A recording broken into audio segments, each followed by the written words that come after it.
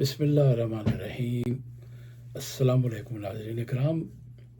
15 اور 16 اپریل کی درمیانی رات ٹورنٹو میں رات کا 1 بج رہا ہے اور پاکستان میں صبح کے 10 بج رہے ہیں۔ جمعرات ہے پاکستان میں، یہاں پر بھی اب جمعرات شروع ہو گئی ہے، رات کا آخری پہر کہہ لیں۔ آپ سے درخواست ہے کہ ہماری چینل کو اردو گلوب ٹی وی کو ضرور سبسکرائب کریں، لائک کریں اور کمنٹس بھی دیں۔ آج کی اہم خبریں آپ سے شیئر کریں گے، ان پر ڈسکشن کریں گے۔ سب سے اہم خبر تو یہ ہے کہ پاکستان کے army chief field marshal Syed Asim Munir جو ہیں وہ آج ایران پہنچ گئے ہیں اور ان کا ایرانی وزیر خارجہ عباس اراغچی نے بڑا پرتپاک استقبال کیا ہے۔ کئی سیکنڈ تک، تقریباً کوئی 40 سیکنڈ تک انہوں نے ان کو گلے لگایا اور بڑی محبت کا اظہار کیا۔ یہ تقریباً کوئی 30 سے 40 سیکنڈ کی جو ویڈیو تھی وہ مختلف چینلز پر دکھائی گئی، پاکستان سے وہ دنیا بھر کے چینلز پر دکھائی گئی، لیکن اس حوالے سے سب سے زیادہ جو پریشانی ہوئی ہے وہ انڈیا کو ہوئی ہے، انڈیا کے گودی میڈیا کو ہوئی ہے۔ انڈیا کے تمام میڈیا کو اس بات پر خاصی پریشانی ہے اور وہاں پر ہلچل مچی ہوئی ہے کہ پاکستان میں دوبارہ مذاکرات ہونے جا رہے ہیں اور لگ یہ رہا ہے کہ پاکستان ان مذاکرات کی کامیابی تک پہنچ جائے گا اور اس کا کریڈٹ ظاہر ہے سب سے زیادہ پاکستان کو، عاصم منیر کو، شہباز شریف کو، اسحاق ڈار کو اور دفتر خارجہ کے جو اعلیٰ حکام ہے، ظاہر ہے سب کو جاتا ہے۔ اور اس میں کئی دفتر خارجہ کے سینئر افسران ایسے ہیں جنہوں نے دن رات محنت کی ہے اس کے لیے، کیونکہ یہ اتنا آسان ٹاسک نہیں تھا۔ کوشش کر رہے ہیں اور کہا یہ جا رہا ہے کہ بدھ کے دن پاکستان میں انتہائی اعلیٰ سطح کے مذاکرات جو ہیں وہ ان کو حتمی شکل دی جائے گی۔ اور بعض خبروں کے مطابق شاید ڈونلڈ ٹرمپ بھی آئیں، لیکن انہوں نے یہ شرط رکھی ہے کہ ایرانی صدر جو ہیں مسعود پزشکیان بھی وہاں ہیں۔ تو ہم بات کر رہے تھے کہ انڈیا میں مختلف جو چینلز ہیں وہ ظاہر ہے انہوں نے کچھ منفی تاثر دینے کے لیے عاصم منیر کے حوالے سے بہت زیادہ ہرزہ سرائی کی ہے، بہت زیادہ پروپیگنڈا کیا ہے منفی۔ تو انڈیا تو کرتا ہی ہے۔ آپ کو ہم نے پہلے بھی بتایا تھا کہ انڈیا اور اسرائیل دو ایسے ممالک ہیں جن پر کبھی کوئی سیاسی طور پر بھروسہ نہیں کیا جا سکتا۔ میں انڈیویجول کی بات نہیں کر رہا، سیاسی حوالے سے، فوجی حوالے سے کچھ بھی ممکنات میں شامل ہے۔ تو وہاں پہ میڈیا نے شور یہ کیا ہے کہ عاصم منیر کو ڈونلڈ ٹرمپ نے اس لیے بھیجا ہے کہ یہ وہاں جا کر دیکھیں کہ جو ان کے رہبر اعلیٰ ہیں مجتبیٰ خامنائی صاحب وہ کس حال میں ہیں، کیا وہ بات کر سکتے ہیں، کیا وہ تمام اختیارات کو استعمال کر رہے ہیں۔ بہت ساری ایسی چیزیں ہیں جن کا حقیقت سے کوئی تعلق نہیں ہے۔ کئی میڈیا چینلز پہ یہ کہا گیا کہ جی وہ جاسوسی کرنے گئے ہیں اور جب وہ وہاں جائیں گے تو ان کی لوکیشن پاکستان آرمی کے پاس ہوگی اور اس کو اسرائیل بھی ٹریس کر سکتا ہے، امریکہ بھی ٹریس کر سکتا ہے، اور ان کے جہاز اور ان کے پورے وفد کی تمام ایکٹیویٹیز جو ہیں وہ اسرائیل کے کنیکٹیویٹی ہوگی۔ ایسا اتنا آسان نہیں ہے، کہہ دینا بہت آسان ہے کیونکہ پاکستان کے بھی آرمی چیف جو گئے ہیں انہوں نے تو نو ڈاؤٹ کہ اسرائیل اور وہاں کا جو شدت پسند فوجی مافیا ہے وہ دنیا میں ہر وہ شخص جس کو وہ اپنے مخالف سمجھتے ہیں وہ ان کی ٹارگٹ لسٹ میں تو ہے، لیکن ایسا ممکن نہیں ہے کہ پاکستان کے لیے یا پاکستانی وفد کے لیے یا ایران کا کوئی وفد پاکستان آئے اور اسرائیل کوئی بے وقوفی کرے یا ایسی حرکت کرے جس کا لوگ تصور بھی نہ کر سکیں۔ تو ایسے ممکنات میں سے نہیں ہیں۔ بہرحال ہم اس ٹاپک پر بعد میں بات کریں گے۔ ابھی یہ بتائیں آپ کو کہ جی برطانوی وزیر خارجہ ہیں، وزیر خزانہ انہوں نے کہا ہے کہ جی ایران کے ساتھ سفارتی مذاکرات کا خاتمہ اور فوجی تصادم کی شروعات امریکہ کی ایک بہت بڑی غلطی تھی اور ہے۔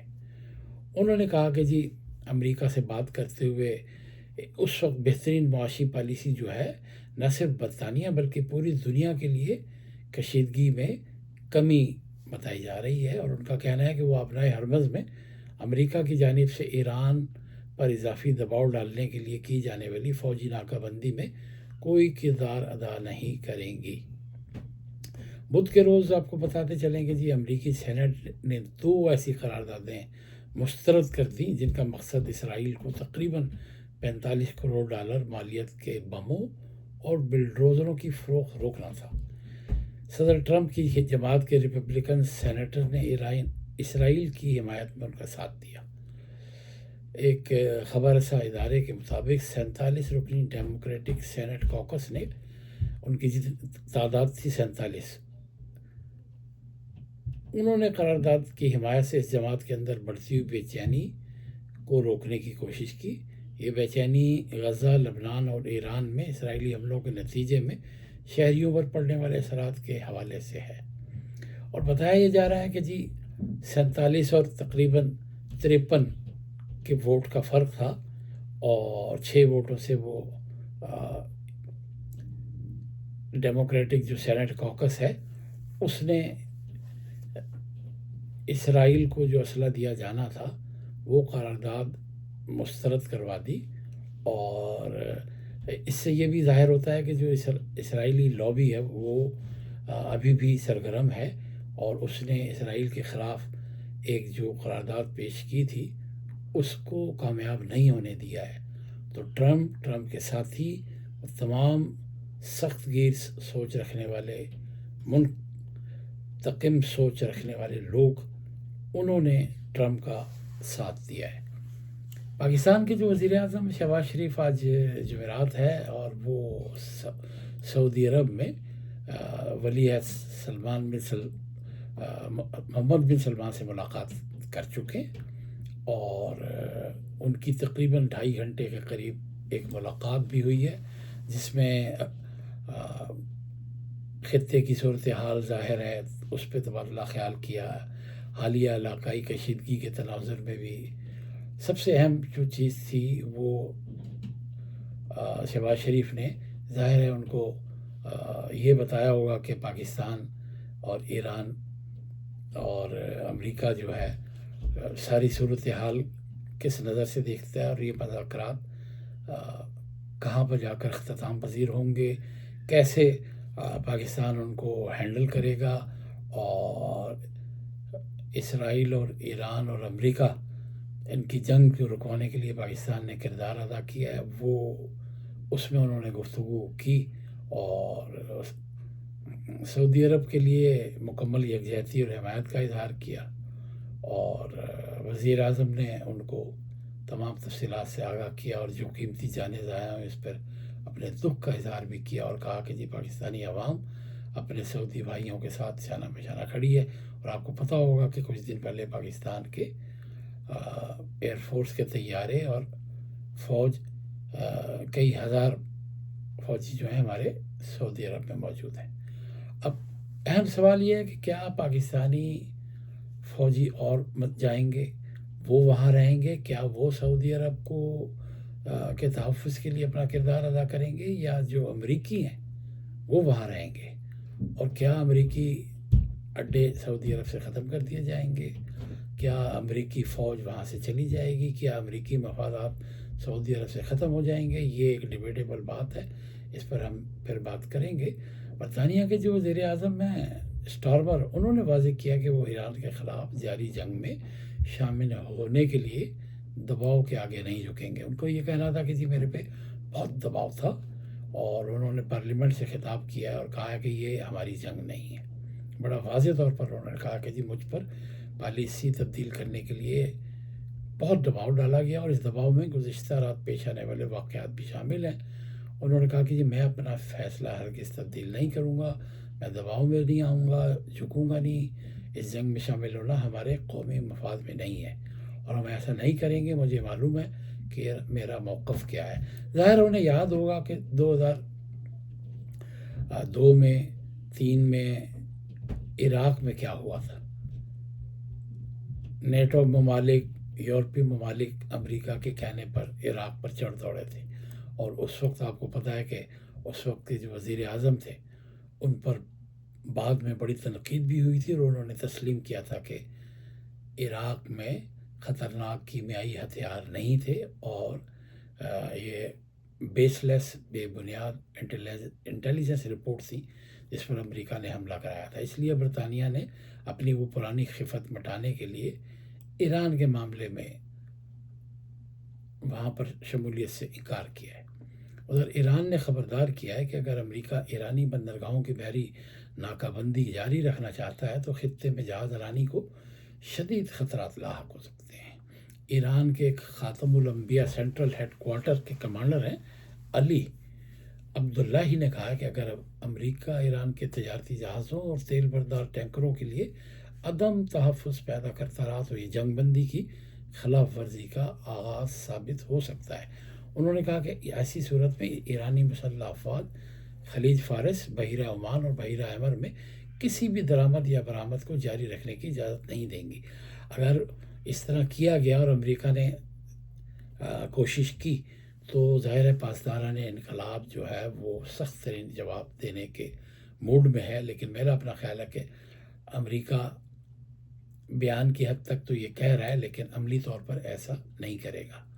ادھر سوشل میڈیا پلیٹ فارم پر ڈونلڈ ٹرمپ نے کہا ہے کہ جی چین اس بات پر بہت خوش ہے کہ میں اپنا ہرمز کو مستقل طور پر کھول رہا ہوں. میں یہ ان کے لیے بھی کر رہا ہوں اور پوری دنیا کے لیے بھی.